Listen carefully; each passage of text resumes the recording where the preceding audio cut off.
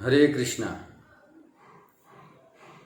नमो विष्णुपादाय कृष्णप्रेष्ठाय भूतले श्रीमती भक्तिवेदांत स्वामीति नामिने नमस्ते सरस्वती देवी गौरवाणी प्रचारिणे निर्विशेषशून्यवादी पाश्चात्य देशतारिणे। जय श्री कृष्ण चैतन्य प्रभु नित्यानंद श्री अद्वैत गदाधर शिवासादि श्री गौर भक्तवृंद। ओम नमो भगवते वासुदेवाय। ओम नमो भगवते वासुदेवाय। ओम नमो भगवते वासुदेवाय। जय श्री प्रभु। हरे कृष्णा। तो जे पण भक्तो जो भी भक्त इस YouTube के माध्यम से इस कथा को श्रवण कर रहे हैं, इन सभी भक्तों का हार्दिक स्वागत है।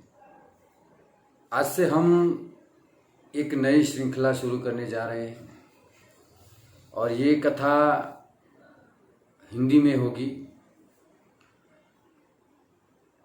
इस श्रृंखला का नाम है कलयुग की आगाही। ये कलयुग कब आया, कब इसका प्रवेश हुआ इस पृथ्वी पे, किन किन चीज़ों पे इसका अधिकार है, कौन सी चीज़ों पे उसका अपना वास है, कहाँ रहता है।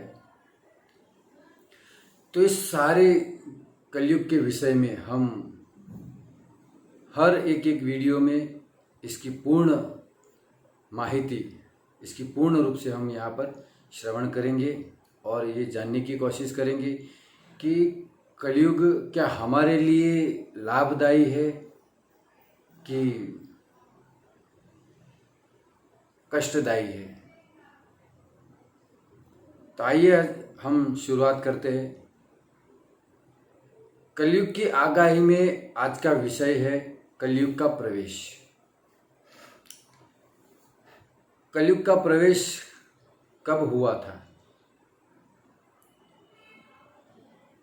जब त्रेता युग बीता, भगवान रामचंद्र जी, इसके बाद द्वापर युग आया, भगवान कृष्ण ने यहाँ पर अवतार लिए और अपनी विविध प्रकार से अपनी लीलाएं की उन्होंने और भक्तों को आनंद प्रदान किया। वृंदावन में गोप बालों को, गोपियों को, अपने बाबा और मैया को आनंद दिया। और जब त्रेता युग खत्म हुआ, द्वापर युग जब खत्म हुआ, तब भगवान श्री कृष्ण इस धराधाम को छोड़कर अपने नित्य धाम गोलोक धाम में वो सिधारे। जब भगवान कृष्ण इस पृथ्वी को छोड़कर गए, तब ये कलयुग ने इस पृथ्वी पर प्रवेश किया। क्योंकि जब तक भगवान थे तब तक तो उसका आना असंभव ही है, लेकिन जब भगवान यहाँ से गए तो उसने यहाँ पर पृथ्वी में प्रवेश किया। और पृथ्वी में प्रवेश करने के बाद भी एक चक्रवर्ती सम्राट थे इस कलयुग के प्रारंभ में, जिनका नाम था परीक्षित महाराज। ये परीक्षित महाराज एक चक्रवर्ती सम्राट थे, पूरे भूमंडल के राजा थे।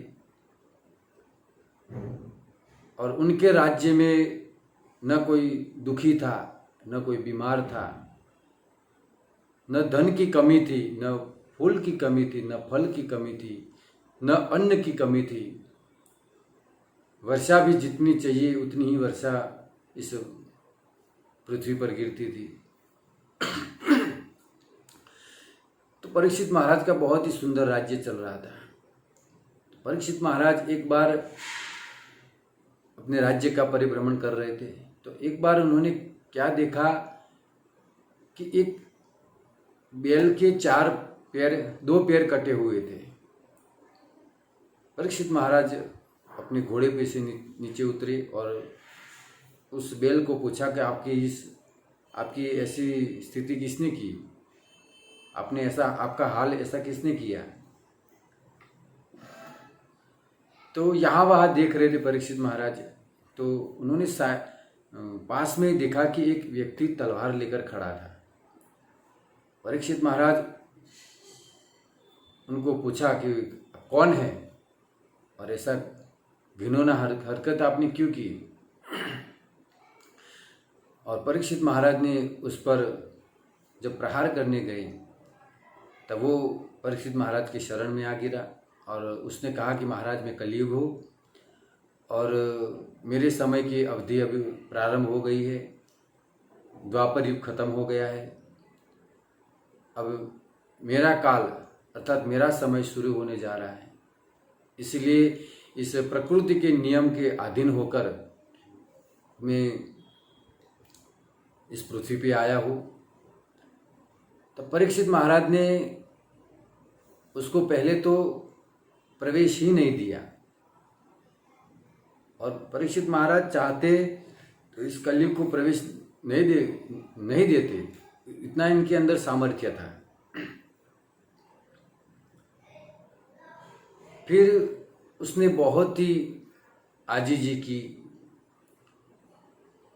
वो महाराज के शरण में आ गिरा। तो महाराज परीक्षित ने उसे इस पृथ्वी को छोड़कर जाने के लिए कहा था, लेकिन वो जब शरण में आया तब उसने कहा कि महाराज मुझे कहीं भी स्थान दीजिए आप, क्योंकि अब मैं कहाँ जाऊँगा। तो परीक्षित महाराज उनको 4 स्थानों पे वास देते हैं। उन्होंने कहा कि तुम 4 जगह पे रह सकते हो। तो वो 4 स्थान इस तरह से है, अभ्यर्थित सदा तस्मै स्थानानि कलये ददौ धूतम पानम स्त्रियः सुना यत्रा धर्म चतुर्विध।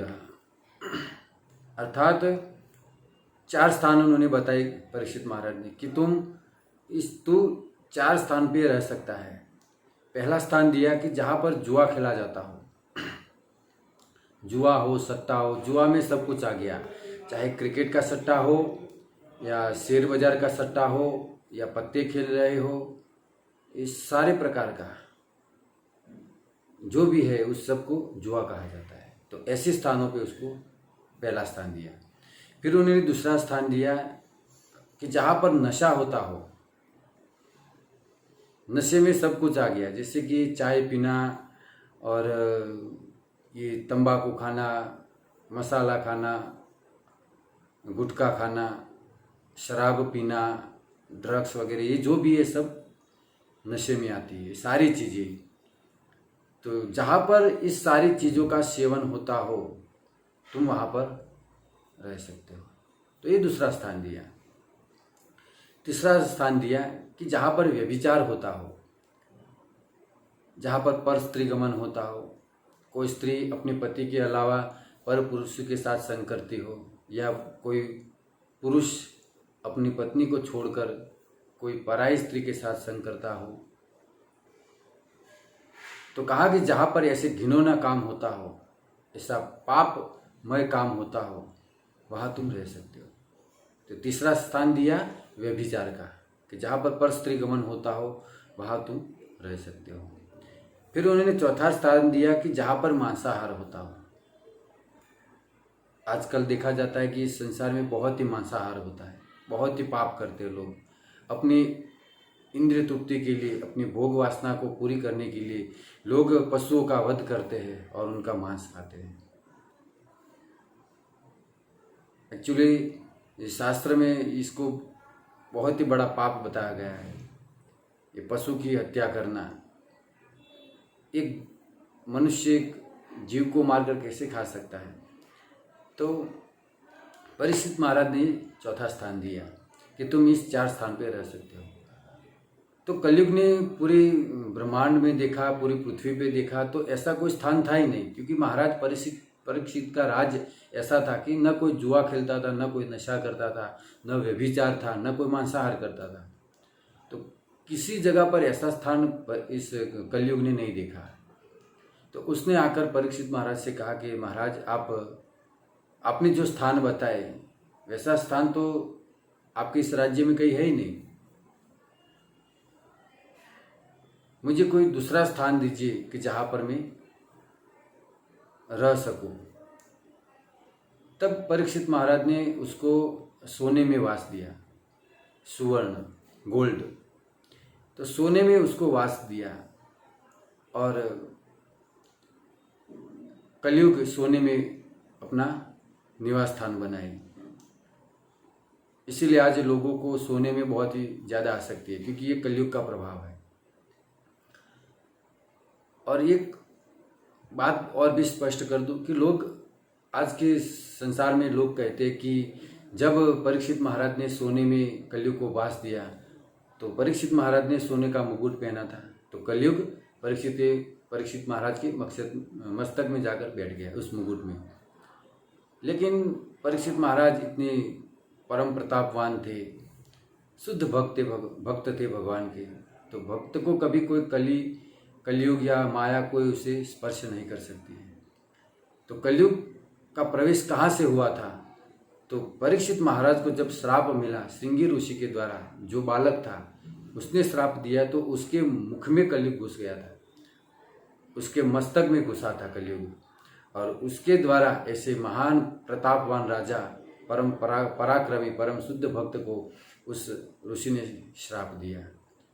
तो कलयुग परीक्षित महाराज के मस्तक में नहीं, लेकिन उस ब्राह्मण पुत्र के मस्तक में जाकर बैठा है, उसकी मति भ्रमित की थी, तब जाकर उसने श्राप दिया। तो आज का विषय हमारा यही था कि कलयुग का प्रवेश कैसे हुआ और कलयुग किन 4 चीज़ों में, अपना 5 चीज़ों में उसका वास है। कौन सा? जहाँ पर परस्त्रीगमन होती हो, नशा होता हो, मांसाहार होता हो और जुआ खेला जाता हो। और 5वां स्थान दिया सोने में। तो इसके आगे हम दूसरे वीडियो में इसकी और भी माहिती, इसकी जानकारी बताएंगे और श्रवण करेंगे कि कलयुग का और आने वाला प्रभाव कैसा रहेगा। जय श्री प्रभुपाद।